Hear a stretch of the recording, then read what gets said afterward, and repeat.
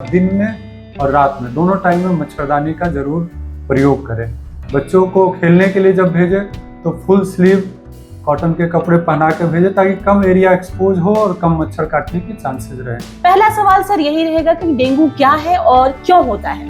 जैसे जैसे दिन बीतता है, शुरू के कुछ 2-3 दिन के बाद बच्चा बिल्कुल ही पस्त सा दिखने लगता है। अगर ये डेंगू बुखार है तो निश्चित डॉक्टर से मिलें या प्राथमिक केंद्र पे या सरकारी या प्राइवेट कहीं भी जाके। इसमें वायरस का जब संख्या बढ़ता है बॉडी में तो उसमें बहुत तरह के चेंजेस होते हैं, तो उसके कारण से ये बुखार होती है। जो वायरल फीवर है और डेंगू में पेरेंट्स कैसे अंतर करें सर? कई बार ऐसे मौसम में वायरल भी बार बार हो जाता है। सब लोग क्या करते हैं कि ये दे देंगे तो ठीक हो जाएगा, ये तो वो करें, उसके लिए मना नहीं कर रहे हैं, लेकिन आप डॉक्टरी सलाह जरूर लें क्योंकि ये बहुत ही जानलेवा रूप ले लेता है जब क्रिटिकल फेज में जाता है तो।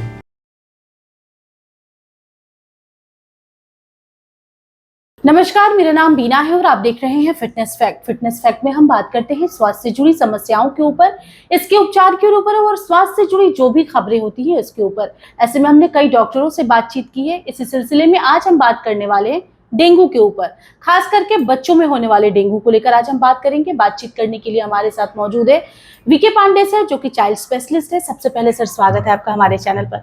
बता दें कि सर का इंटरव्यू हमने इससे भी पहले लिया है और बच्चों से रिलेटेड जो भी टॉपिक होते हैं हम डिस्कस करते हैं। इसी क्रम में आज हम बात करने वाले हैं डेंगू के ऊपर। पहला सवाल सर यही रहेगा कि डेंगू क्या है और क्यों होता है। सबसे पहले दर्शकों को बताना चाहते हैं कि अभी जैसा सीजन चल रहा है, रेनी सीजन जी, इस सीजन में डेंगू के मरीज बढ़ते हैं। तो डेंगू क्या होता है जो आपका सवाल है उसके बारे में, ये एक तरह का वायरल इलनेस है जो एडीज मच्छर, जिसको टाइगर मस्क्यूटो भी बोलते हैं, के काटने से फैलता है। उन मस्क्यूटोज में वायरस रहते हैं जो कि वो अपने सलाइवा के थ्रू हम लोग का ब्लड जब लेते हैं तो उस समय उनका सलाइवा हमारे शरीर में आ जाता है, जिसके थ्रू वायरस हमारे शरीर में प्रवेश कर जाता है और वो शरीर में जब प्रवेश करता है तो शरीर के तापमान को बढ़ा देता है, तेज बुखार, शरीर में दर्द, ये सब शिकायतें आती हैं। तो इसको डेंगू बुखार कहते हैं। क्यों होता है सर? इसमें वायरस का जब संख्या बढ़ता है बॉडी में तो उसमें बहुत तरह के चेंजेस होते हैं, तो उसके कारण से ये बुखार होती है और बहुत कॉमन है। रेनी सीजन में हमारे क्षेत्र में, इस इलाके में बहुत ज़्यादा हर साल आप देखेंगे कि बच्चों में और बड़ों में तेज बुखार आना और शरीर में दर्द लेके आना, क्योंकि यहाँ पानी का जमाव हो जाता है, मच्छर पनपते हैं, तो एक मरीज से दूसरे मरीज में स्प्रेड कर जाता है जी। तो इसीलिए केसेज इसके ज़्यादा होते हैं।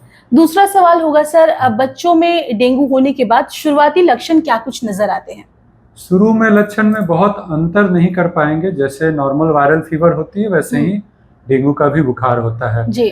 जैसे high grade fever viral fever में होती है वैसे इसमें भी बुखार के साथ ही बच्चे प्रेजेंट करते हैं, लेकिन इसमें पकड़ने वाली बात ये रहती है कि बच्चा सुस्त दिखेगा, बच्चे को शरीर दर्द, आँख के पीछे दर्द, घुटनों में दर्द, मसल्स में पेन और थका थका सा, ये सब कंप्लेन अगर साथ में कंप्लेन कर रहा है, कफ कोल्ड का शिकायत ज़्यादा नहीं है तो हम लोग उसको सस्पिशन रखते हैं कि ये डेंगू हो सकता है।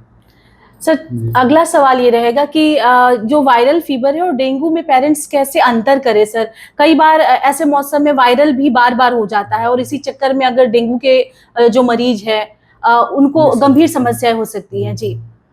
हमेशा ध्यान रखें ना, वायरल हो चाहे डेंगू हो जी, उसको आपको सीरियसली लेना है और बच्चे के हाइड्रेशन पे, उनके न्यूट्रिशन पे, उनके रखरखाव पे ध्यान देंगे। अगर बच्चा लग रहा है कि नहीं कंप्लेन ज़्यादा कर रहा है, दर्द का, शरीर में दर्द, थकान, बच्चा बिल्कुल खेलना नहीं पसंद कर रहा है। वायरल बुखार में क्या होता है कि जैसे दवा दे देंगे बुखार उतर जाएगा तो बच्चा एक्टिव हो जाएगा और वो खेलने लगेगा, लेकिन इसमें थोड़ा रिलेटिवली कम रहेगा शुरू के दिनों में। जैसे जैसे दिन बीतता है, शुरू के कुछ 2-3 दिन के बाद बच्चा बिल्कुल ही पस्त सा दिखने लगता है। अगर ये डेंगू बुखार है तो निश्चित डॉक्टर से मिलें या प्राथमिक केंद्र पे या सरकारी या प्राइवेट कहीं भी जाके दिखा के उसका उपचार कराएं। डेंगू सर कितने दिन में ठीक हो जाता है बच्चों में होने वाले जो डेंगू है? डेंगू के बारे में जैसे पूरा डिटेल जानना जरूरी है कि डेंगू का बुखार 3 फेज में होता है जी। पहला फेज होता है फेब्राइल, जिसमें कि शुरू के वो 1 दिन से लेकर 7 दिन तक रह सकता है, लेकिन मोटा मोटी 3-4 दिन तक रहता है।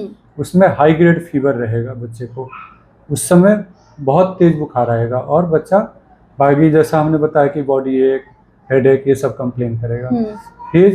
सेकेंड फेज में क्रिटिकल माना जाता है जब बुखार थोड़ा डाउन होने लगता है, जब 100 मतलब पहले शुरू में 100, 101, 102 जाने लगता है, धीरे धीरे वो कम होने लगता है। उस समय खास ध्यान देना है कि बच्चे का बीपी, पल्स, ये सब कैसा चल रहा है, बच्चा एक्टिविटी कैसा कर रहा है। अगर उस समय बच्चा सुस्त दिखे ज़्यादा, या एक्टिविटी अच्छा नहीं करे, या शरीर में लाल निशान दिखे, तुरंत बच्चे को हॉस्पिटलाइज करें क्योंकि वो क्रिटिकल फेज होता है। उस समय बच्चे का बीपी कम होता है, प्लेटलेट कम होता है, तो जब भी इमरजेंसी होती है तो उसी फेज में होती है।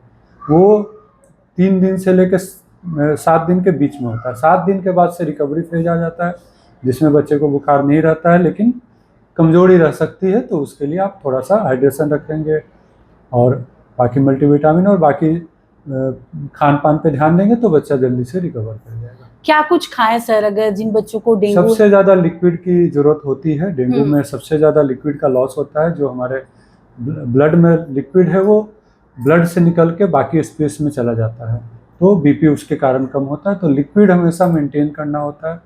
ORS का घोल, नारियल पानी और जो भी तरह से तरल पदार्थ के रूप में ले सकते हैं वो लेना। अगला सवाल है सर कि डेंगू कब खतरनाक रूप ले लेता है? बहुत लोग इसको नजरअंदाज भी करते हैं, घर पे ही इलाज, पपीते का पत्ता, कुछ नहीं, कड़ी बना के कुछ दे दिए, इस टाइप का करते हैं। तो ये खतरनाक रूप कब ले लेता है? अभिभावक से सबसे पहले तो अनुरोध है कि आप जो भी घरेलू उपचार करना चाहते हैं करें, लेकिन डॉक्टरी सलाह जरूर लें। सब लोग क्या करते हैं कि ये दे देंगे तो ठीक हो जाएगा, ये तो वो करें, उसके लिए मना नहीं कर रहे हैं, लेकिन आप डॉक्टरी सलाह जरूर लें क्योंकि ये बहुत ही जानलेवा रूप ले लेता है जब क्रिटिकल फेज में जाता है। तो उसमें डेंगू शॉक सिंड्रोम बोलते हैं हम लोग, जिसमें बच्चे का बीपी बिल्कुल गिर जाता है और फिर इसको ऊपर उठाना बहुत मुश्किल होता है, दवा से जल्दी सुनता नहीं है, फिर हिमरेजिक हो जाता है, बहुत बार ब्लीडिंग होने लगती है, डिफरेंट पार्ट में ब्लीडिंग की शिकायत, क्योंकि प्लेटलेट लो होता है तो ब्लीडिंग की शिकायत हो जाती है। तो ये सब कंडीशन में बच्चों की जान भी जा सकती है। तो इसीलिए कभी भी डेंगू को हल्के में ना लें। कोई सर 5 आसान तरीका, जैसा कि आपने पहले भी बताया कि इस मौसम में डेंगू बच्चों को होने के ज़्यादा चांसेस रहते हैं, ऐसे में किस तरीके से पेरेंट्स अपने बच्चों को प्रोटेक्ट कर सके डेंगू से सर? सबसे पहले तो हम लोग को अपने आसपास सोशल अवेयरनेस जरूरी है जी, कि आसपास पानी न जमा हो। डेंगू के मच्छर, जब तक मच्छर नहीं आएंगे तब तक डेंगू नहीं फैलेगा, वो मच्छर के थ्रू ही फैलेगा। तो मच्छर न पनपे, इसका पहला उपाय करना। दूसरा उपाय करना है कि मच्छर है अगर आसपास में आप रोक नहीं सकते हैं तो मच्छर काटे नहीं। उसके लिए आप दिन में और रात में दोनों टाइम में मच्छरदानी का जरूर प्रयोग करें। बच्चों को खेलने के लिए जब भेजें तो फुल स्लीव कॉटन के कपड़े पहना के भेजें ताकि कम एरिया एक्सपोज हो और कम मच्छर काटने की चांसेस रहें। और कुछ रिपेलेंट वगैरह कपड़े पे लगा देंगे तो भी थोड़ी सी बचाव हो जाएगी। इसके अलावा आप ध्यान रखेंगे कि बच्चे को हाइड्रेशन मेंटेन करें, मतलब बच्चे का जो पानी है शरीर का उसको मेंटेन करें, वो इम्पॉर्टेंट है किसी भी वायरल इलनेस से लड़ने के लिए जी। इसके अलावा फ्रूट्स का सेवन, मल्टीविटामिन, ये सब अगर इम्यूनिटी मजबूत रहेगा तो बच्चे लड़ पाएंगे और कम बीमार पड़ेंगे। तो ये सब कुछ तरीके हैं जिससे बच्चे को बचाव कर सकते हैं। बहुत बहुत धन्यवाद सर अपना कीमती समय देने के लिए। तो देखिए, आज हम बात कर रहे थे डेंगू के ऊपर, क्यों होता है, शुरुआती लक्षण क्या कुछ नजर आते हैं, किस तरीके से पेरेंट्स अपने बच्चों को डेंगू से बचा सकते हैं, ये तमाम तरह की जानकारी हमने आपसे शेयर की। आपकी क्या राय है, आप अपनी राय कमेंट के जरिए हम तक दीजिए। इसके साथ ही अगर अब तक आपने हमारे YouTube चैनल को सब्सक्राइब नहीं किया है तो इसे सब्सक्राइब कर लें। धन्यवाद।